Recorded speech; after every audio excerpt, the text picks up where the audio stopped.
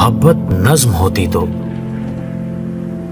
मोहब्बत नज्म होती तो मैं इसकी नीलगू इल्हामिया सत्रों में तशबीहात के ऐसे उदासे लफ्ज रख देता जिन्हें एक गम ज़दा पड़ता तो उसका गम छलक पड़ता।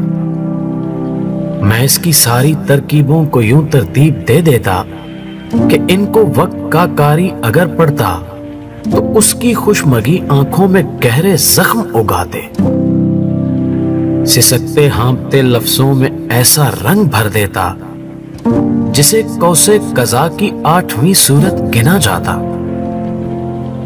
मगर अच्छा हुआ शायद मोहब्बत नज्म की सूरत नहीं उतरी, वगरना कल का कारी जब मुझे पड़ता तो अपना फैसला लिखते हुए यकसर मुझे बेरहम लिख देता।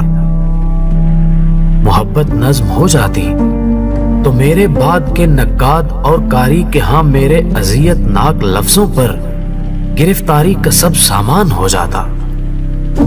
मोहब्बत नज्म होती तो बहुत नुकसान हो जाता।